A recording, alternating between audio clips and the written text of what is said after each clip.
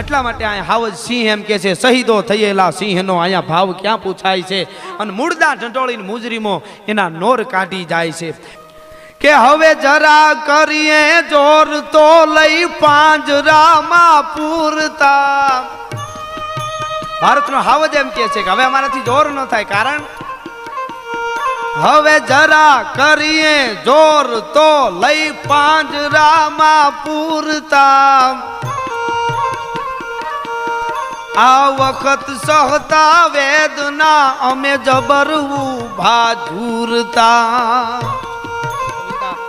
છે તો ભારતના સિંહની, છે તો જંગલના સિંહના નામ દઈને,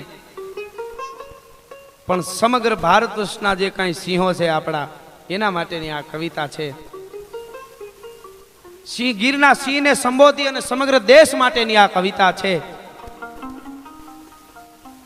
ગાંડી ગીર વડવડ વાયે જકિયા અળસર ટકિયા આણ મેલીને જટા મોકળી કોઈ જળધર ઉભા જાણ. અરે અજબ ખંજરી બજે ભયાનક પડસન ગોદ પહાડ તણી જ્યાં પાડ તણા જી લે પડ સંદા પ્રજા ગળીખમ પહાડ તણી અને જીવન હાટા શીર તણા જ્યાં ગાજે જંગલ ગીર તણા. ભાઈ અજબ ખંજરી બજે ભયાનક અને પડસન ગોદ પહાડ તણી. એવી ગાંડી ગીરમાં, ગીરના બોર્ડર ઉપર ગામડેથી ગીરમાં હું હાલી જાતો હતો, એટલે એક સિંહે મારણ કરેલો, સિંહે જંગલી કોઈ પશુને મારી નાખેલો. બે ચાર જણા મને હામાં મળ્યા, એને એટલું કીધું કે ગઢવી આગળ જાવ છો એટલે આગળ જોજો, રસ્તામાં એક સિંહ છે એને મારણ કર્યું છે, કંઈક માર્યું છે, શિકાર કર્યો છે. એટલે મેં કીધું હોય ગીરમાં તો સિંહ જ હોય ને, બીજું શું હોય. એટલે મેં કીધું સિંહ મારણ ખાતો હતો કે ના ખાતો નહોતો. મેં કીધું કેમ, તો કે કૂતરા અમારી હારે હતા, એ કૂતરા ભસવા માંડ્યા એટલે હાવ જ આગો વયો ગયો. સિંહ છે શિકાર મૂકીને છેટો વયો. ત્યાં જઈને મેં દ્રશ્ય જોયું, એટલે સિંહ છે એ આઘો ધાર ઉપર જઈને બેઠો હતો. ઢોરડી કહેવાય જેને, ધાર કહેવાય, પહાડની નાની એવી ટેકરી કહેવાય.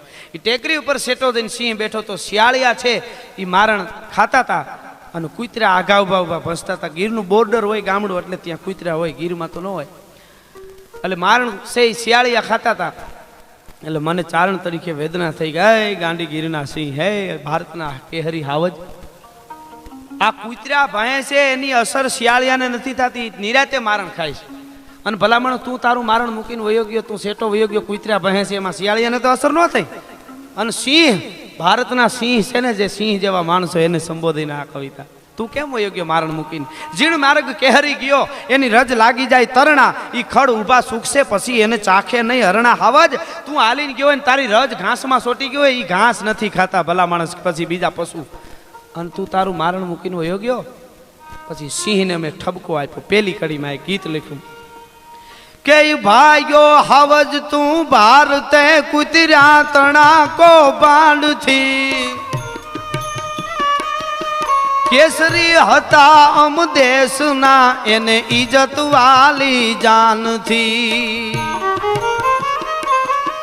લનસન કુળને લાગતું વાતું બધે વંચાય છે.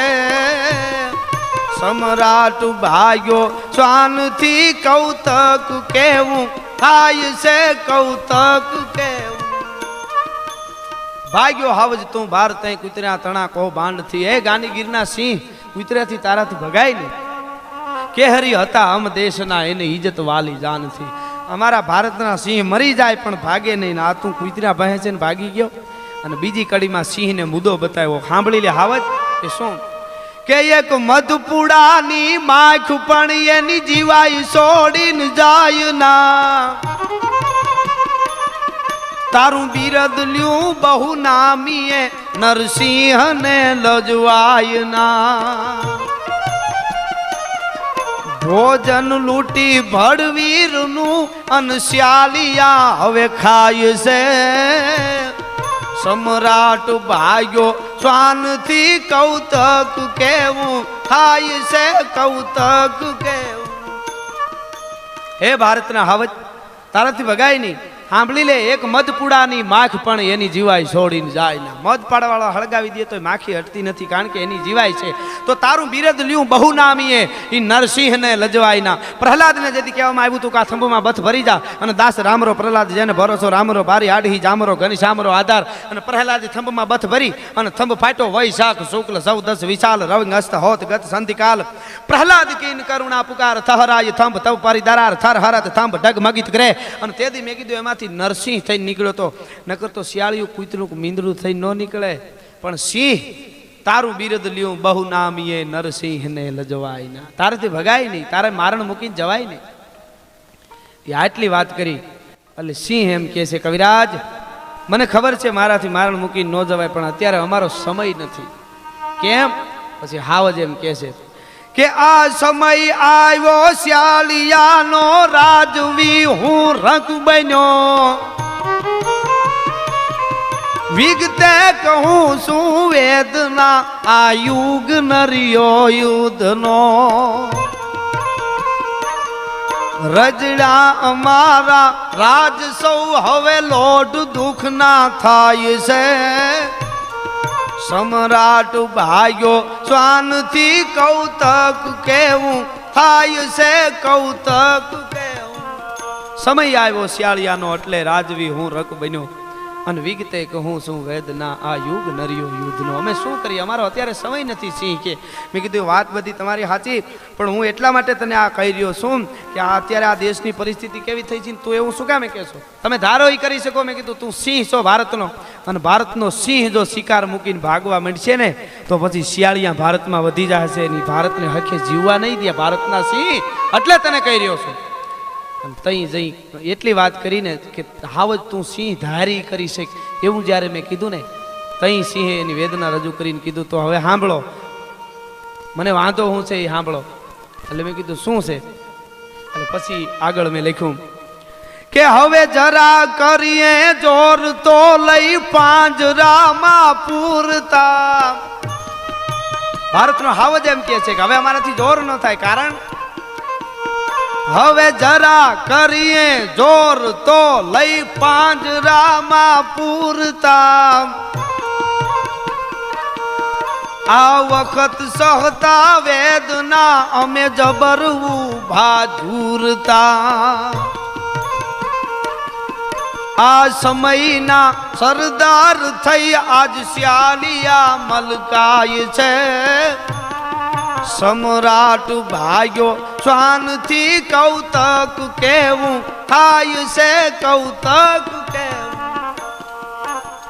હે ભારતના હાવજ, તો હાવજ એમ કે છે કે અમે તમે કવિરાજ તમે એમ કહો છો કે તમે ધારો એ કરી શકો, તો સાંભળો હવે જરા કરીએ જોર તો લઈ પાંજરામાં પૂરતા. એટલે આ વખત સહતા વેદના અમે જબર ઊભા ઝૂરતા. અરે સમયના સરદાર થઈ હવે શિયાળિયા મલકાય છે. આટલી વાત કરી એટલે સિંહે પછી સિંહને મેં એટલું કીધું કે તને ખબર છે હાવજ, આ દેશની અત્યારે ભારતની પરિસ્થિતિ કેવી થઈ છે? એટલા માટે હું મારાથી કહેવાય જાય છે અત્યારે આ દેશની કેવી પરિસ્થિતિ થઈ છે. ક્યાંક વંદે માતરમનું ગીત ચાલે, ક્યાંક માતાના મૂળ બેટા ઉખાડે, દગાબાજ ખોટી ઠરી રાજધારી.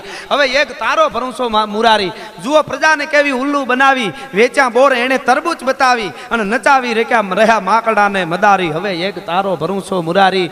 જુઓ પ્રજાને કેવી ઉલ્લુ બનાવી, કેવી ઉલ્લુ બનાવે છે. વેચા બોર એને તરબૂચ બતાવી, પેલા તરબૂચ દેખાડ્યા અને પછી લેવા ગયા તઈ બોર વેચાતા.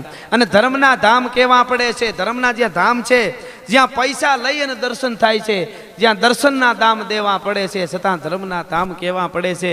એમાં નહીં કોઈ દેવ નહીં પૂંજારી. હવે એક તારો ભરોસો મુરારી. અરે દેવળમાં પૈસાવાળા હાવ પાહ બેઠા અને શ્રદ્ધાળુ હાવ શેટા જ બેઠા. આવી થશે ધરણી ધરે નોતી ધારી. હવે એક તારો ભરોસો મુરારી. દગો ત્રાજવામાં, દગો તોડવામાં, દગો હવામાં, દગો બોલવામાં, રોજ વધે જાતી દગાની બજારી. હવે એક તારો ભરોસો મુરારી. અહીં હરિ હોય કે હરિચંદ જેવા, અહીંયા ગાંધી હોય કે દયાનંદ જેવા, બધા પાણીના મૂલે વેચાય ભારી. હવે એક તારો ભરોસો મુરારી. હવે એક તારો ભરોસો મુરારી. અરે સિંહણ સંતાન વીણ ઝુરે રાખે, અને ભૂનણી ભૂનણા જણે રાખે, થાતી દેહને બેય બાજુ ખુવારી. હવે એક તારો ભરોસો મુરારી. હવે એક તારો ભરોસો. અરે અહીંયા ધાપવાળા ધંધા મચાવે અને માપવાળા માખી ઉડાડે. વળે ગરાગો જ્યાં વધુ ભીડ ભાળી, હવે એક તારો ભરૂસો મુરારી, માતા અજનમાં કુમળા બાળ મારે, ખુદ નાવિક બુડાડે પછી કોણ થારે, આવી થશે ધરણી ધરે નહોતી ધારી, હવે એક તારો ભરૂસો મુરારી. ભારતના સિંહને મેં કીધું, હે હાવજ, સાંભળી લે આ દેશની પરિસ્થિતિ અત્યારે ભારતની કેવી છે, કેવી પરિસ્થિતિ છે અત્યારે. કે ગજબ છો હવે ગીધ જરખા ખુદ શિકારો ખેલતા, હવે શહીદ થઈ જા સિંહ તું ભલે રક્ત રણમાં રેલતા, જીવતર તણા જંજાલમાં હવે ખમીર ને ખોટ જાય છે, સમ્રાટ ભાગ્યો શ્વાનથી કૌતક કેવું થાય છે.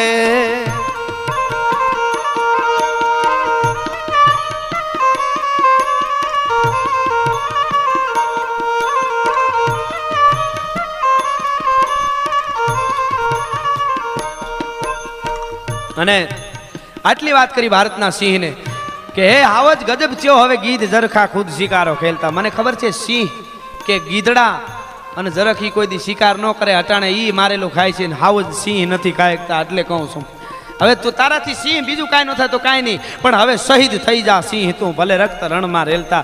શહીદ થતા તો તને આવડે ને. મિત્રો, શહીદ થવાની જેથી સિંહને વાત કરી તેથી ભારતના સિંહે મને કીધું એ સાંભળજો. અને આ ભારતના શહીદોનો, ભારતના સિંહનો આ અવાજ છે. શું કીધું ભારતના સિંહે? શહીદોની વેદના. શહીદો થયેલા સિંહનો આજ ભાવ ક્યાં પૂછાય છે, શહીદો થયેલા સિંહનો આજ ભાવ ક્યાં પૂછાય છે, મૂળદા ઢંઢોળીને મુજરીમો એના નોર કાઢી જાય છે, કાગડાયું માટી કાગની ખંતે હવે તો ખાય છે, સમ્રાટ ભાગ્યો શ્વાનથી કૌતક કેવું થાય છે, કૌતક શહીદો થઈ. ભારતના હાવજને મેં કીધું કે હવે શહીદ થઈ જા સિંહ તું ભલે રક્ત રણમાં રેલતા. અને આ દેશના સિંહની વેદના હતી કે શહીદો થયેલા સિંહનો અહીંયા ભાવ ક્યાં પૂછાય છે. અને આપ જાણો છો શહીદોને લેવા માટે કોફીનું આપી હતી સરહદમાં, એના કરોડો રૂપિયા ખવાઈ ગયા. એટલે કેવું પડે મૂળદા ઢંઢોળીને મુજરીમો એના નોર કાઢી જાય છે. અરે કાગડાય માટી કાગની ખંતે હવે તો ખાય છે. શું સિંહ એમ કે છે કે એની ક્યાં કિંમત છે. અને મિત્રો, 23 માર્ચ 1931 ભગતસિંહને જેથી ફાંસી દેવાની હતી ને, તેથી ચરણસિંહ નામનો એનો જેલર એને આવીને એટલું કીધું તું, ભગત તને કાલ ફાંસી દેવાની હતી ને એ બંધ રહ્યું છે, અને આજે તને ફાંસી દેવાની છે. અત્યારે 3 વાગ્યાનો સમય થયો છે, તારી પાસે 2 કલાક છે, 5 વાગે તને ફાંસી દેવાની છે. લે આ વાહેગુરુનો ગુટકો વાંચી લે. ભગતસિંહે વાહેગુરુનો ગુટકો હાથમાં લઈ ચુંબન કરીને પાછો આપી દીધો. નથી વાંચવો. કેમ બીક લાગે છે મોતની? તો કે ભગતને મોતની બીક ન હોય, અને મોતની બીક હોય કોઈ દી આવી ક્રાંતિની મસાલ લઈને નીકળે ને. કે તો શું કામે નથી વાંચવો? તો કે એટલા માટે કે હજારો ક્રાંતિકારીઓ આજ મારા દેશમાં તૈયાર થયા છે અંગ્રેજોને ખદેડવા માટે. એ કાલ મીડિયામાં વાંચશે કે મરવાટાણે ભગતસિંહ વાહેગુરુનો ગુટકો વાંચ્યો તો 2 કલાક, તો એ મરવાટાણે ભગતસિંહ શાસ્ત્ર ફોડવા માંડ્યો તો એને મોતની બીક લાગી છે એવું લાગશે, માટે મારે કાંઈ વાંચવું નથી, હવે મને ફાંસી આપી દો. ભગતસિંહને પૂછવામાં આવ્યું હતું કે તમારી છેલ્લી ઈચ્છા શું છે એ તો કયો. એટલે ભગતસિંહે કીધું હે કે છેલ્લી ઈચ્છા શું છે? ભગતસિંહે કીધું છેલ્લી ઈચ્છાનું કહેતા હો ને તો જલ્દી ફાંસી આપી દો, એનાથી મોટી મારી દુનિયામાં કાંઈ ઈચ્છા જ નથી. કે ફાંસી જલ્દી આપો એવી છેલ્લી ઈચ્છા? તો કે હા. તો કે આટલી બધી ઉતાવળનું કારણ? તો ભગતસિંહે કીધું તું મને બહુ 1 સેકન્ડ છે ને એ મારે 1 મહિના જેવું જાય છે, 1 મિનિટ મારે 1 વર્ષ દેવી જાય, મને જલ્દી ફાંસી આપી દો. એટલે ભગતસિંહને તે માણસોએ પૂછ્યું તું જેલરે કે આટલી બધી ઉતાવળનું કારણ શું છે એ તો કયો ભગતસિંહ. તેથી આ દેશનો ભગત, આ દેશનો સિંહ એમ બોલ્યો તો કે ગીતામાં ભગવાન કૃષ્ણે એવું કીધું છે કે કપડાની 1 જોડી આપણે છે એ પહેરી હોય કાઢી નાખી, અને બીજી જોડી જેમ પહેરી એમાં આત્મા છે ને એ 1 ખોળિયું 1 શરીર તજી દે, તરત બીજું ખોળિયું તૈયાર કરે છે, બીજો અવતાર લે છે, બીજું ખોળિયું તૈયાર થાય છે. ભગતસિંહ કે જલ્દી મને ફાંસી આપી દો, જલ્દી મરી જાઉં અને પાછો જેહાદની મસાલ લઈને આવી જાઉં, હજી મારો દેશ આઝાદ નથી થયો, માટે મને જલ્દી ફાંસી આપી દો. એ ભગતસિંહ, રાજગુરુ અને સુખદેવ સિંધુ નદીના કિનારે જઈ અને અગ્નિદાહ દીધો ને, ન્યાયના કોઈ વાવડ પૂછવા નહોતું ગયું. અને એમની બેન અમરકોર ભગતસિંહની બેન છે, એની સીતાની રાખની મુઠ્ઠીઓ હાથમાં લઈ અને એકલી તેથી ગાતી હતી ને એમ કહેતી હતી કે વીરા તારા ફૂલડા રે એ સરીખડા છે શરીર તો ઈંધણા એમાં ઓસા પડ્યા રે જી અન વીરા તારો ધગધગતા આ જોને અંગાર આઝાદી જે આપણને મળી છે ને એ બહુ મોંઘી મળી છે. કહેવાય છે કે રાજગુરુ ભગતસિંહ અને સુખદેવને એ ગોરિયાઓ તેથી લાકડા નહોતા નાખ્યા, એને આ પેટ્રોલ અને ઘાસલેટ છાંટીને હળગાવી દીધા. વીરા તારા ફૂલડા જેવા શરીર તો ઈંધણા તને નો મળ્યા. આ હા હા. અને વીરા તારો નહીં રે જપે પ્રાણ જાલ ઠારેલી ભલે અમે ટાઢ્યું. એ અમરકોર ન્યા ગાતી હતી. એટલે કહેવાનો અર્થ મારો એ છે કે ભારતની આન બાન ને શાન હાચવીર મહાન યોદ્ધાઓ જે સરહદ માથે ઊભા છે એના માટે કાંઈક પ્રાર્થના જો થઈ જાય ને તોય ઘણો. એટલા માટે અહીંયા હાવજ સિંહ એમ કે છે શહીદો થયેલા સિંહનો અહીંયા ભાવ ક્યાં પૂછાય છે. અને મૂળદા ઢંટોળીને મુજરીમો એના નોર કાઢી જાય છે. અને હું તો ઘણી જગ્યાએ ડાયરામાં કહું છું કે આપણે જે દેવને માનતા હોય જે દેવને પ્રાર્થના કરતા હોય હાંજ હવાર એ પ્રાર્થના બધી કરી લઈ અને છેલ્લે એટલું કહીને આખા સમગ્ર ભારત પૃષ્ઠમાં છેલ્લે આપણે ભગવાન પાસે જે માગણી કરી હોય આપણા માટે માગીને છેલ્લે એટલું કહી કે હે ભગવતી અથવા તો હે કૃષ્ણ કનૈયા હે મહાવીર હે બુદ્ધ જે ભગવાનને માનતા હો એને એમ કહી કે અમારા સીમાડાનું રક્ષણ કરી અને મહાન યોદ્ધાઓ સરહદની માથે અમારા યુવાનો ઊભા છે ને એનું પરમાત્મા તું રક્ષણ કરજે. ભારતના 1.25 કરોડની જો આશીષ જાય ને કોઈની તાકાત નથી ભારતની માથે મીટ માંડી શકે ભલા માણસ. આ કરવાની જરૂર છે. પણ છતાંય ભારતનો સિંહ એમ કહે છે કે કવિરાજ હું આને બધાને ખાવા ન દઉં. હું સેટો બેઠો છું ને આ શિયાળિયા બધા ખાય છે ને કૂતર્યાને એ બધાને ખાવા દઉં છું. એ એટલા માટે ખાવા દઉં છું કે આજના સત્તાધીશોને હું રાજનીતિના પાઠ શીખાડું છું. કેવી રીતે કે પ્રજાને ભોજન પીરસવું એ રાજનો અધિકાર છે. પ્રજાને ભોજન પીરસવું ઈ રાજનો અધિકાર છે. જેની રયત ભૂખી રજળે ઈ નૃપને ધિક્કાર છે. એ કવિરાજ હાવજ મને એમ કે છે કે જેની રયત ભૂખી રજળે ઈ નૃપને ધિક્કાર છે. હું એ શીખાડું છું કે પરદાને ખવડાવવું જોઈએ ગમે એ આંગણે આવે ને નકરી પેટીઓ ન ભરી લેવાય. એ એટલા માટે હું આને ખાવા દઉં છું ભારતનો સિંહ કે નકર કોઈ મારી પાસે ન આવે. પછી છેલ્લી કડીમાં મેં સિંહને આશ્વાસન આપીને એટલું કીધું હું હિંમત મનના હાર તો કળિયુગમાં તું કે હરી સમ્રાટને સહવા પડે છે લોડ દુઃખ ના લે હરી. કહે રાજ ગાંડીવ નો ધણી અર્જુન પણ લૂંટાય છે. સમ્રાટ ભાગ્યો શ્વાનથી કૌતક કેવું થાય છે કૌતક કેવું થાય છે કૌતક.